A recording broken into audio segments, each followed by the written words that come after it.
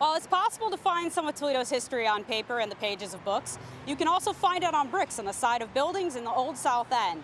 Let's take a look at the history of some of Toledo's murals that you drive by every single day. It's the beginning of something. It creates an impact that people accept it, they buy into it, so it's going to be easier probably to do more muralizing. As you know, down the street here, it's pretty drabby, you know, and the economy is not going to get better right away. But the art can lift the spirits, at least, of the community. The vibrant murals in Toledo got their start in California by way of a professor from Bowling Green State University. One of their professors, Gordon Ricketts, he had traveled to California and he just was really inspired by the muralists there. And so he wanted to bring a little bit of that back to Toledo. And so he started a art and community class there. And so they invited Mario Toledo, a prominent muralist from California, over here to Toledo, and that's where it kind of all started with the paintings down Broadway, which were Martin Luther King and Cesar Chavez, and then from there they painted under 75 going on Broadway. There have been murals where the parents were part of like one of these original Ola murals, and then the children have come down because of those murals to take part in some of the other ones. And the neat thing about murals is that people will sneak in their relatives into the murals. So some of those random faces, you may not know who they are, but they could be someone very important to one of the artists associated with those murals. I was actually just talking to one of my coworkers who had done that with another mural, and she knows that her family, her children take very, pride in knowing that their father is painted into one of the murals.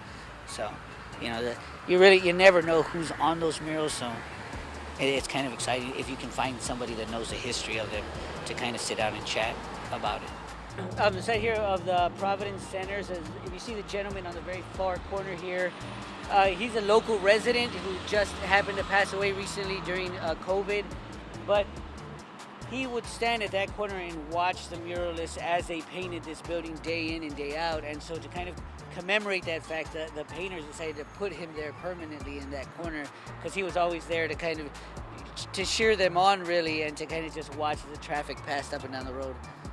The backside of the Vacant Arts and Cultural Center, which was called the Gallery of Americas a few years back, it's now known as the Jose Martinez Memorial Galleria. In honor of Jose Martinez, who's an artist here in the Old South End. Everything brown is going to be painted. You know who's going to be painted for? You guys. For you guys.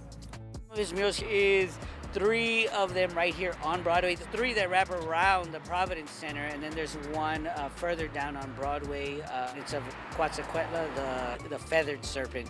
He would carry the souls from to the afterlife. Cultural art is important because it tells a story of a subculture that is easily digestible. Usually most people are not offended by art.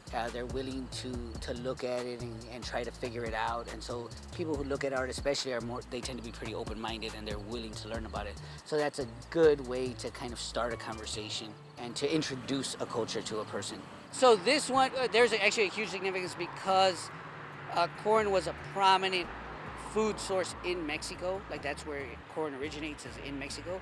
The original mural was painted because of a protest with GMO corn, and that's what the mural is standing against. There was a big movement in Mexico about all of the GMO corn that was or the GMO seeds that were being shipped everywhere, and so especially the indigenous people in Mexico felt like they were trying to poison them, and so that's kind of where that mural came from. I mean, you always want to honor the past because that's where you're coming from, so it's kind of important in terms of where you're going. It helps to give you direction.